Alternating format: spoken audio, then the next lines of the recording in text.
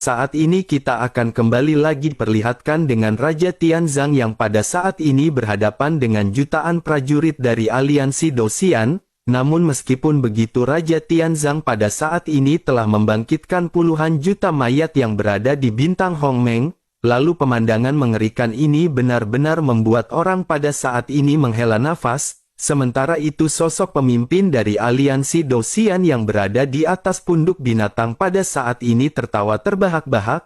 Sosoknya lanjut berkata kepada Raja Tianzang bahwa Raja Tianzang benar-benar memiliki kemampuan, tetapi kali ini target dari aliansi Dosian bukanlah Raja Tianzang.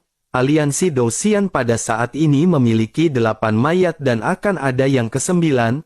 Pada akhirnya yang disebut legenda tersebut benar-benar akan menjadi legenda nyata. Raja Tianzang pun sedikit mengerutkan kening melihat sosok pemimpin ini yang pada saat ini tertawa terbahak-bahak. Raja Tianzang juga pada saat ini sudah merasakan aura Xiaoyan yang telah menjauh dari mereka. Raja Tianzang pada saat ini berpikir bahwa secara logika lubang cacing teleportasi ini tidak akan mungkin dapat dicegat. Hal tersebut hanya mungkin terjadi jika lokasi serta jalurnya telah diketahui sebelumnya. Jika lubang cacing teleportasi ini diblokir secara paksa maka lubang cacing yang tidak terhitung jumlahnya akan meledak dalam sekejap. Teleportasi juga akan segera mengarah ke tempat yang tidak diketahui. Bahkan mungkin mereka juga akan terjebak di lubang cacing untuk selamanya. Skenario terburuk pada saat ini yang akan terjadi sepertinya mungkin mereka akan diteleportasi ke ujung laut kehampaan. Tempat ini adalah tempat yang tandus dan tidak bernyawa dan benar-benar tidak ada kehidupan. Sementara itu kembali ke Xiaoyan yang pada saat ini Xiaoyan sedang mengedarkan origin abadi untuk meraih para anggota tim Fearless. Xiaoyan pada saat ini menjaga semua orang yang sedang terluka parah dan Xiaoyan juga benar-benar merasa sangat lemah. Melihat orang-orang yang terluka parah dan tidak sadarkan diri jejak kemarahan pada saat ini segera muncul di wajah Xiaoyan. Xiaoyan pada akhirnya bergumam bahwa dirinya yang bernama Xiaoyan akan bertempur habis-habisan di masa depan bersama dengan aliansi Dosian. Namun baru saja perkataan Xiaoyan ini terdengar tiba-tiba suara gemuruh yang sangat kuat segera terdengar. Xiaoyan merasakan seluruh ruang bergetar tiba-tiba sebelum akhirnya Xiaoyan melihat cahaya keemasan yang berkedip di hadapannya. Tiba-tiba seluruh lubang cacing pada saat ini benar-benar runtuh. Ledakan yang banyak pada saat ini segera terjadi bersamaan dengan kekuatan hisap yang kuat yang melonjak. Xiaoyan tiba-tiba merasa seolah-olah organ di dalam tubuhnya pada saat ini akan dihisap keluar. Terlebih lagi bukan hanya tubuh fisik Xiaoyan yang pada saat ini mendapatkan tindasan tetapi juga kekuatan spiritual pada saat ini tersedot. Xiaoyan pada akhirnya buru-buru melindungi semua orang dari tekanan yang sangat kuat ini. Lingkungan di sekitar Xiaoyan juga pada saat ini menjadi buram dan Xiaoyan merasa seluruh tubuhnya pada saat ini berputar. Hal ini semua bisa terjadi karena ternyata lubang cacing teleportasi ini benar-benar telah diputus secara paksa. Hal itu berarti bahwa skenario terburuk pada saat ini akan segera terjadi kepada tim Fearless. Aliansi Dosian tampaknya benar-benar memiliki rencana yang matang dan tidak akan memberikan Xiaoyan kesempatan untuk melarikan diri. Mereka telah menghitung semuanya dengan sangat rinci hingga termasuk jalur pelarian dari Xiaoyan. Mata Xiaoyan pada saat ini seketika memerah dan benang darah yang tidak terhitung jumlahnya segera memenuhi mata Xiaoyan. Xiaoyan menemukan kesadarannya pada saat ini mulai kabur dan Xiaoyan segera mengutuk bahwa semua ini sungguh sangat sial. Xiaoyan pada saat ini berpikir jika ini terus berlanjut maka Xiaoyan benar-benar akan terjatuh pingsan. Sekali saja Xiaoyan terjatuh pingsan maka Xiaoyan benar-benar tidak memiliki kekuatan untuk melindungi semua orang. Seiring berjalannya waktu Xiaoyan pada saat ini benar-benar menjadi semakin frustasi. Pandangan Xiaoyan menjadi semakin buram dan kekuatan Xiaoyan juga pada saat ini semakin melemah. Xiaoyan pada akhirnya tidak memiliki pilihan lain dan Xiaoyan berpikir sepertinya Xiaoyan harus menggunakan pagoda pemurnian. Xiaoyan pun segera meraung dengan anda memilukan ketika Xiaoyan meneriakkan nama Zhan Lao. Setelah beberapa saat menunggu suara Zhan Lao pada saat ini masih belum terdengar menjawab, Xiao Yan juga menemukan bahwa tubuhnya pada saat ini benar-benar menjadi semakin tidak berdaya dan Xiao Yan segera teringat sosok bayangan hitam. Xiao Yan pun segera berteriak dengan sangat menyedihkan memanggil bayangan hitam yang sebelumnya telah membantu Xiao Yan. Namun pada akhirnya setelah beberapa saat baik Zhan Lao maupun bayangan hitam pada saat ini tidak kunjung muncul, Xiao Yan juga pada saat ini berusaha mencari keberadaan dari pagoda pemurnian tetapi tidak peduli seberapa keras Xiao Yan mencoba, pada saat ini Xiao Yan tidak bisa menemukan keberadaan dari pagoda dan seolah-olah Xiao Yan telah kehilangan kontak. Xiao Yan pada akhirnya mencoba yang terbaik untuk melindungi semua rekan-rekannya tetapi pada akhirnya Xiao Yan berakhir dengan keputusasaan. Tidak akan ada seorang pun yang bisa bertahan dari kekacauan akibat dari lubang cacing yang terputus ini, bahkan seseorang dengan kekuatan Dogat benar-benar membutuhkan banyak usaha untuk bisa selamat. Pada akhirnya dalam waktu singkat pada saat ini Xiao Yan benar-benar merasakan kesadarannya benar-benar memudar, tubuh Xiao Yan dipenuhi dengan kebencian dan keengganan yang mendalam tetapi semuanya benar-benar telah menghilang di dalam arus turbulensi. Tidak diketahui berapa lama waktu berlalu dan kesadaran Xiao Yan pada saat ini benar-benar menghilang, namun pada saat yang bersamaan sepasang mata emas segera muncul di bawah Xiao Yan, bayangan hitam ini segera mengulurkan tangannya dan memeluk tubuh Xiao Yan sebelum akhirnya sosoknya mengambil langkah dan menghilang. Sementara itu di sisi lain kembali ke Raja Tianzang yang pada saat ini sedang mengerutkan kening. Setelah merenung sejenak pada akhirnya Raja Tianzang segera bergumam bahwa Xiao Yan telah terjatuh. Pada saat yang sama suara tawa liar juga segera terdengar dari udara. Setelah itu sosok yang berada di punuk binatang pada saat ini segera berkata dengan keras kepada Raja Tianzang. Dirinya berkata bahwa lubang cacing teleportasi ini telah terputus. Tidak peduli seberapa kuat reinkarnasi orang tersebut dirinya mungkin tidak akan bisa dapat keluar hidup-hidup. Terlebih lagi dengan kekuatannya saat ini aliran lubang cacing pada saat ini benar-benar akan menghancurkan tubuhnya. Raja Tianzang pun mengepalkan sedikit tinjunya dan seluruh wajahnya pada saat ini langsung berubah menjadi gelap. Hampir 10 juta kerangka pada saat ini juga segera melayang ke atas mengikuti arus hati dari Raja Tianzang. Raja Tianzang kali ini segera menyimpan labu anggurnya dan segera membentangkan tubuhnya dan bersamaan dengan hal tersebut tombak pada saat ini segera muncul dan Raja Tianzang memandangi jutaan orang-orang dari aliansi Dosian. Suara keras dari Raja Tianzang pada saat ini segera terdengar ketika dirinya berteriak bahwa hari ini semua orang dari aliansi Dosian harus mati. Aura yang dipancarkan dari suara Raja Tianzang ini bukan lagi mengandung aura pembunuh tetapi aura kebencian. Kebencian yang luar biasa tiba-tiba membuat seluruh bintang Hong Meng pada saat ini menjadi suram. Kerangka yang tidak terhitung jumlahnya merajalela di tanah dan untuk sesaat pada saat ini mereka benar-benar telah bersiap.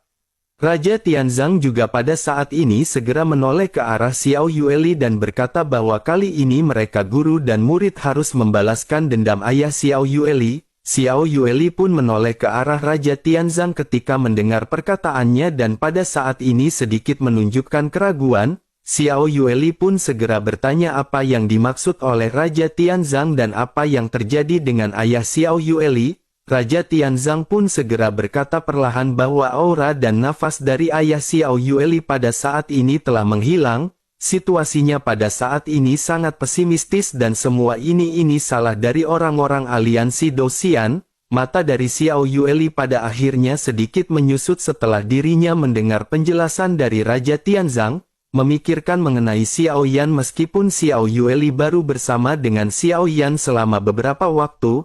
Namun Xiao Yueli tahu bahwa ayahnya yang belum pernah dirinya temui sebelumnya dipenuhi dengan cinta kebapaan namun pada akhirnya pada saat ini orang-orang dari aliansi Dosian benar-benar menghilangkan waktu kebersamaan Xiao Yueli dengan Xiao Yan. Xiao Yueli pada akhirnya segera memegang sabit kematian dan matanya pada saat ini segera tertutup. Begitu matanya kembali terbuka pada saat ini cahaya merah segera berkedip di mata Xiao Yueli. Xiao Yueli pada saat ini segera berkata siapapun yang menyakiti ayahnya akan mati. Pada akhirnya guru dan murid pada saat ini tiba-tiba meledak dengan kemarahan yang sangat kuat. Sementara itu di sisi lain sosok di atas punuk binatang raksasa segera berkata memerintahkan semua prajurit untuk mundur. Semua orang di aliansi Dosian pada saat ini segera menganggukkan kepalanya dan mereka bergegas berbalik. Mereka pada saat ini benar-benar merasa jiper setelah melihat banyaknya anggota yang dipanggil oleh Raja Tianzang. Melihat adegan ini Raja Tianzang pun segera bertanya kepada mereka apakah mereka ingin pergi. Raja Tianzang sebelumnya telah berkata bahwa mereka semua akan mati hari ini. Tombak di tangan Raja Tianzang pada saat ini segera menunjuk ke depan, begitu juga Xiao Yueli yang pada saat ini sangat marah.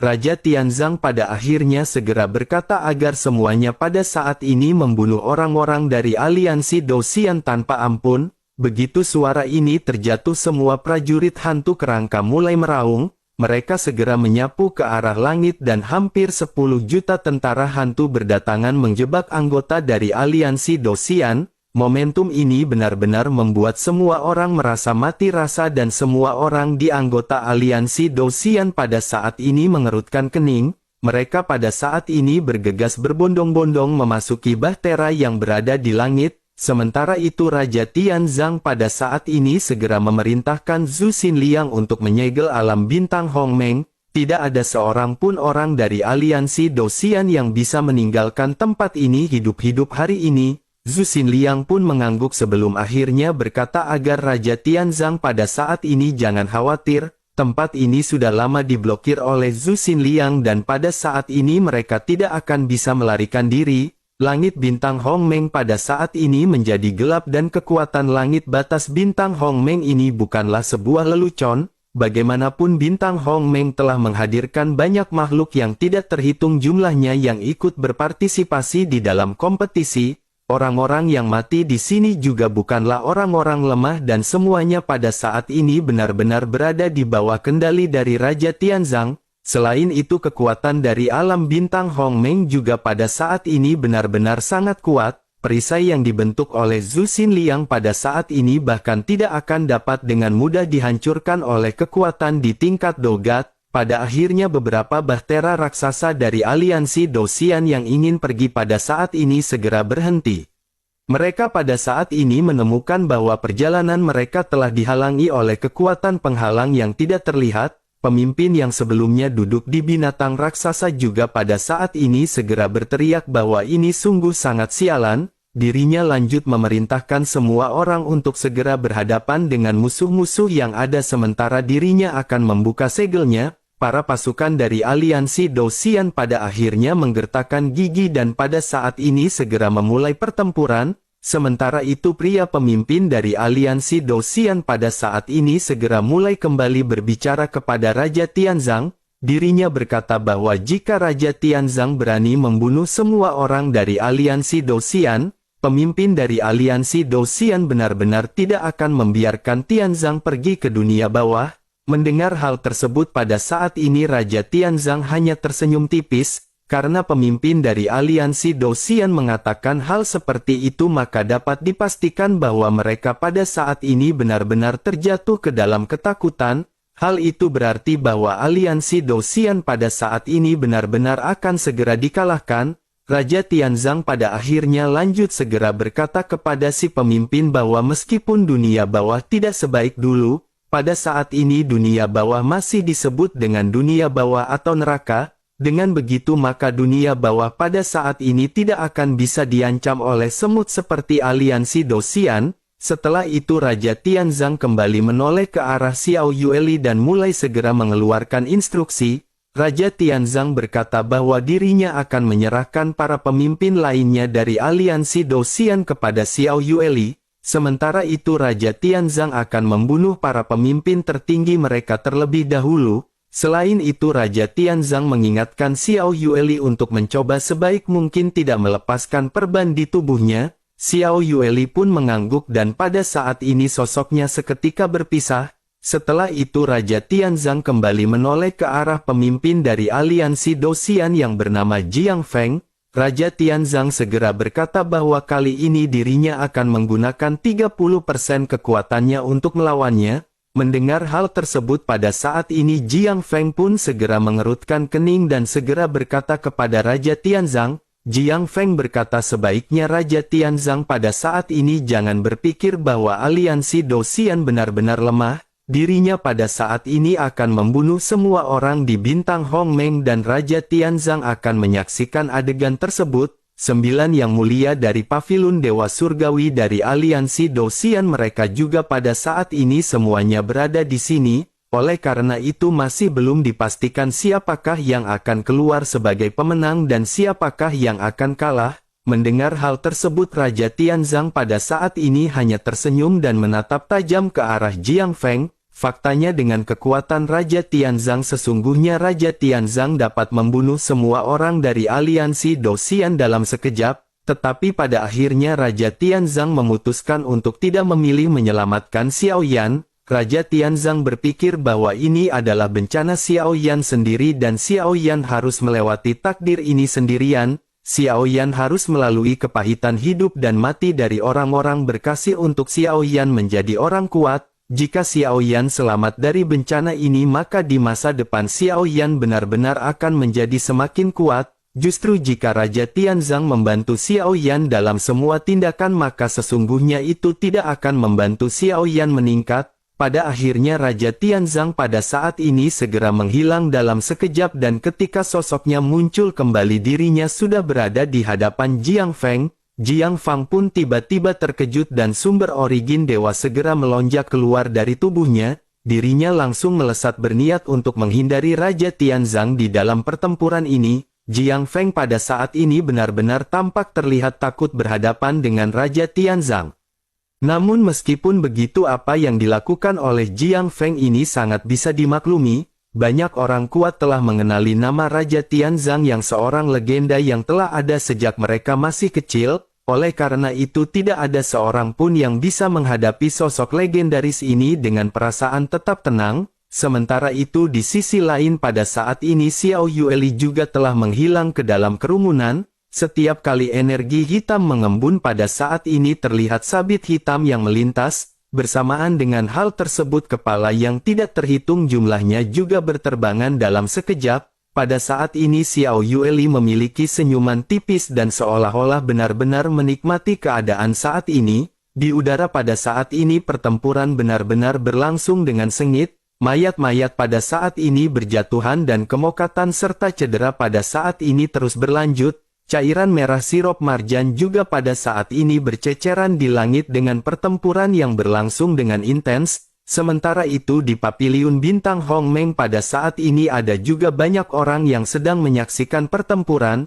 Mereka menyaksikan pertempuran yang menghancurkan dunia di udara dengan mata ngeri. Skala dan momentum dari pertempuran ini benar-benar sebanding dengan pertempuran antara seluruh klan di alam tingkat tinggi. Semua orang pada saat ini segera menyadari bahwa tampaknya aliansi Dosian benar-benar tidak memiliki jalan keluar. Semua orang juga pada saat ini segera menyadari latar belakang yang dimiliki oleh tim Fearless hingga dapat mencapai puncak bintang Hongmeng.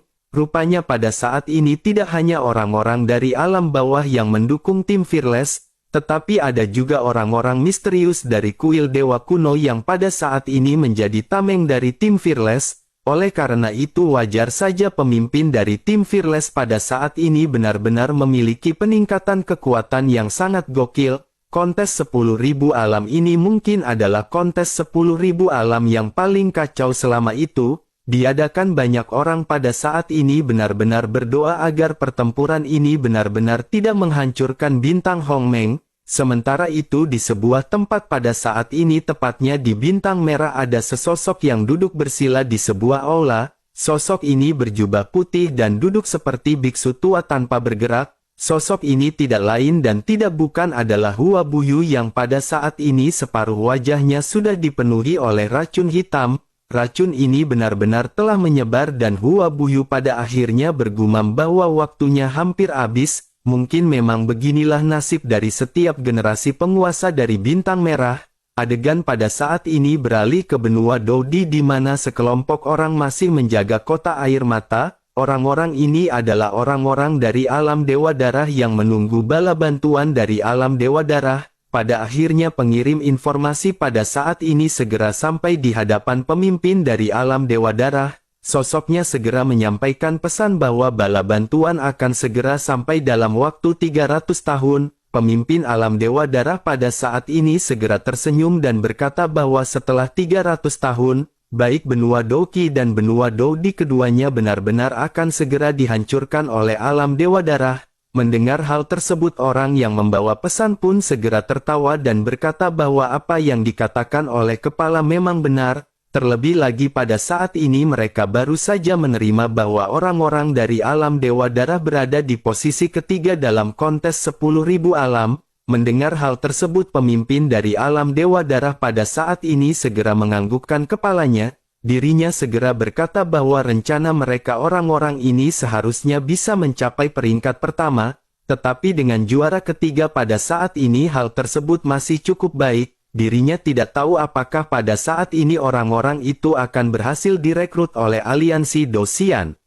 Jika mereka bisa bergabung dengan aliansi Dosian maka semua rencana dari alam Dewa Darah pada saat ini akan dapat dengan mudah terwujud. Dengan begitu maka mereka akan bisa menghancurkan beberapa alam lagi untuk mendapatkan kekuatan, sementara itu di sebuah tempat di kehampaan yang luas pada saat ini benar-benar tidak terlihat adanya kehidupan, namun tidak lama setelah itu getaran segera terjadi dan sosok bayangan hitam dengan membawa tubuh seorang pria segera muncul. Bayangan hitam itu pada saat ini segera meninggalkan Xiao Yan terapung di kehampaan akhirnya sosoknya menghilang. Tidak diketahui berapa lama waktu pada saat ini berlalu dengan Xiao Yan yang ditinggalkan oleh sosok bayangan hitam.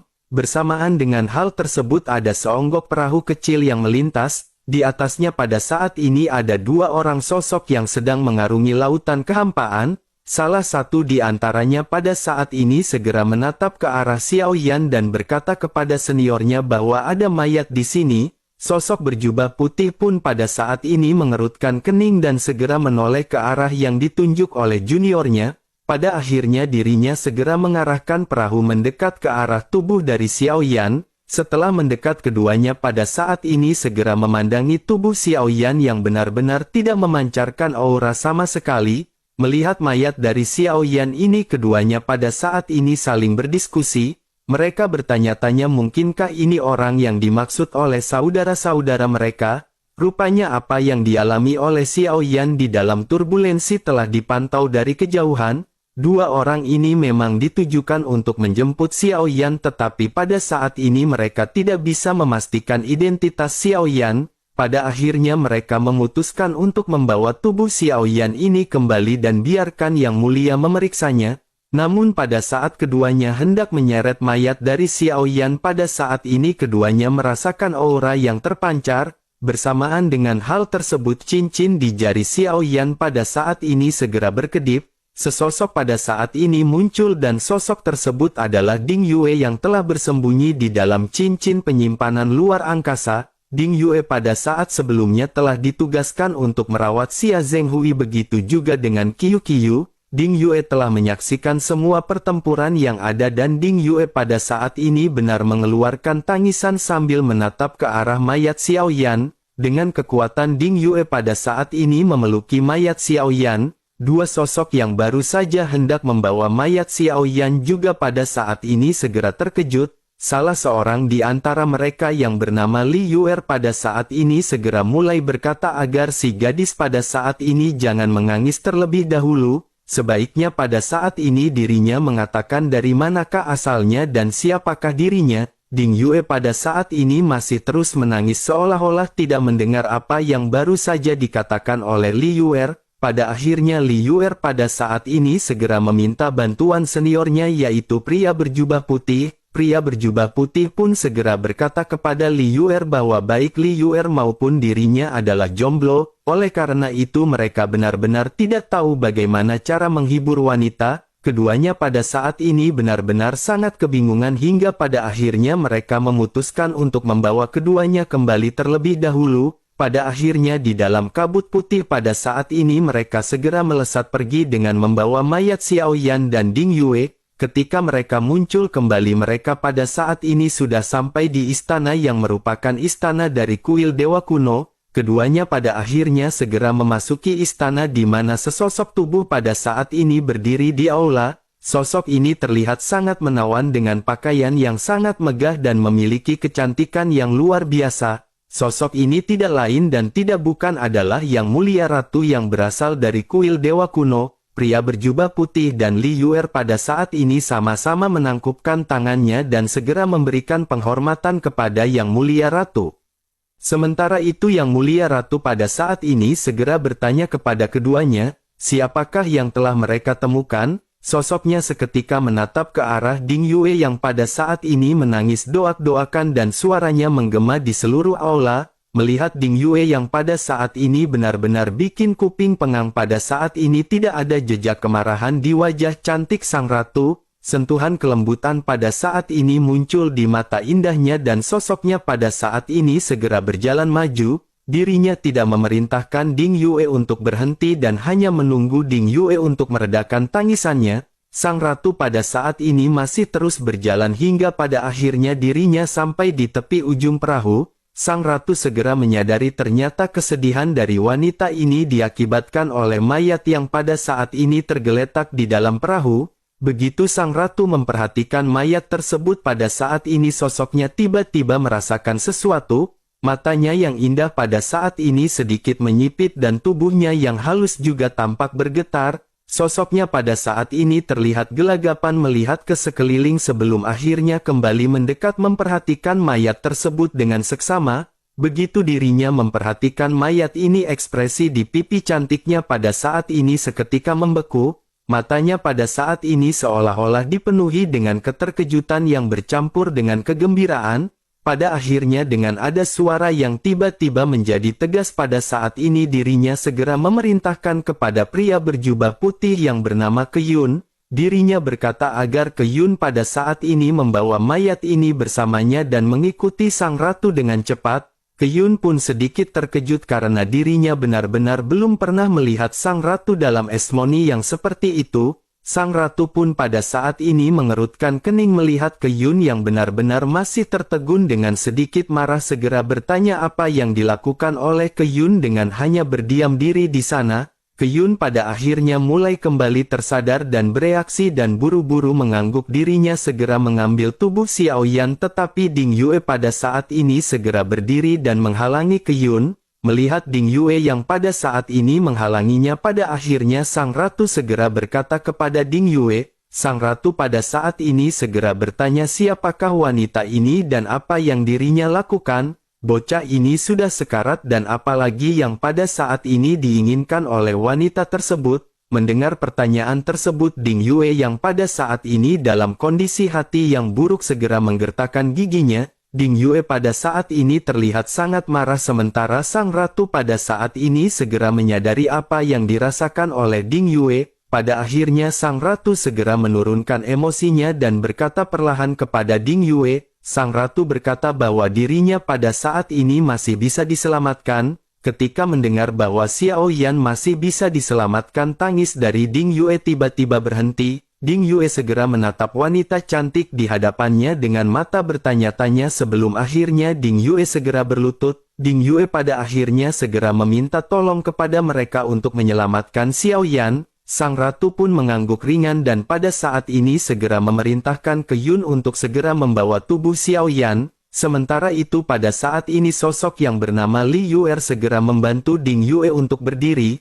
Li Yuer segera berkata perlahan kepada Ding Yue agar dirinya pada saat ini jangan khawatir, semuanya akan baik-baik saja jika sang ratu mengatakan bahwa dirinya bisa diselamatkan, dengan begitu maka dirinya pasti akan selamat dan pada saat ini si gadis hanya perlu beristirahat. Pada akhirnya mendengar hal tersebut suasana hati Ding Yue perlahan-lahan menjadi semakin baik dan stabil. Li Yuer juga pada akhirnya perlahan bertanya bahwa dirinya ingin tahu siapakah nama gadis ini. Meskipun suasana hati Ding Yue pada saat ini cukup baik tetapi Ding Yue masih menjawab pertanyaan tersebut dengan singkat ketika memperkenalkan namanya. Sementara itu Li Yuer terus bertanya jika begitu permasalahannya dari manakah asal dari Ding Yue, kemanakah Ding Yue akan pergi dan bagaimanakah cara rekan Ding Yue bisa mati. benar-benar agak aneh ketika melihat mayat yang tidak terluka tetapi kehilangan vitalitasnya. Mendengar hal tersebut, Ding Yue pun pada saat ini memikirkan semua kejadian yang dialami oleh tim Fearless. Ding Yue segera menjelaskan secara singkat bahwa mereka telah berpartisipasi dalam kontes 10.000 alam bintang Hongmeng, tetapi pada akhirnya mereka menghadapi sebuah pertempuran yang sangat sengit. Mereka melarikan diri melalui lubang cacing tetapi akhirnya lubang cacing dicegat dan mereka menghadapi turbulensi lubang cacing. Ding Yue pada saat ini benar-benar kehilangan kontak dengan timnya yang bernama tim Fearless. Pemimpin mereka pada saat itu berusaha untuk menyelamatkan anggota tim Fearless di dalam turbulensi, tetapi pada akhirnya pemimpin mereka benar-benar mati di tengah-tengah arus turbulensi.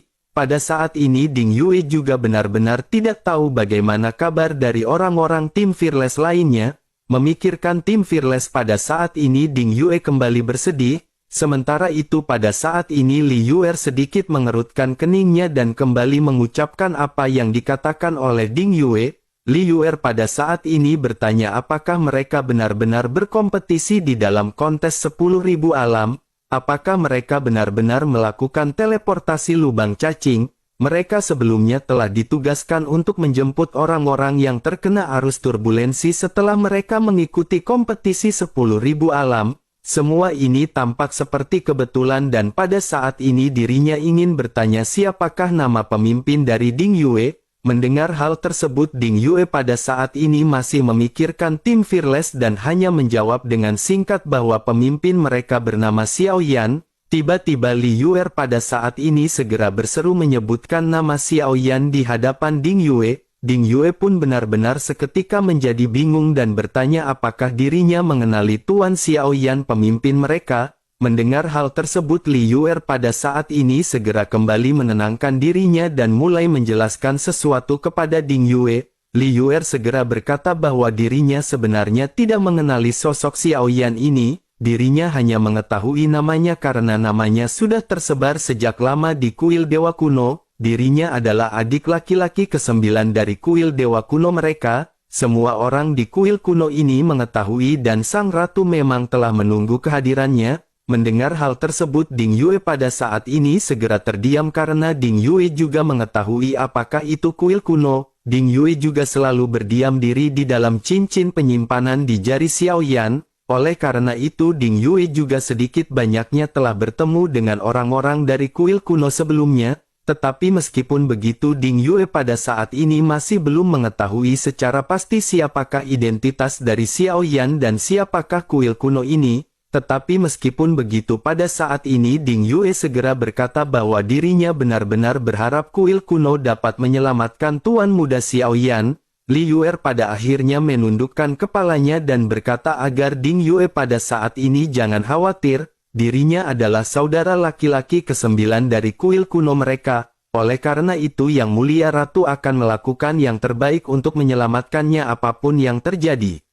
Ding Yue pun mengangguk perlahan dan pikiran Ding Yue pada saat ini benar-benar kosong. Hal itu dikarenakan semua ini benar-benar terjadi secara tiba-tiba. Lubang cacing benar-benar bergejolak dan terkecuali Xiao Yan yang pada saat ini mati dan ditangani oleh kuil kuno. Lalu hanya tersisa Xia Zhenghui dan Qiu yang pada saat ini di dalam cincin penyimpanan. Sementara itu anggota dari tim Fearless lainnya pada saat ini benar-benar tidak diketahui keberadaannya. Bahkan kondisinya juga masih dipertanyakan apakah mereka masih hidup atau justru telah mati karena kebanyakan hutang di warung Bude Yanti.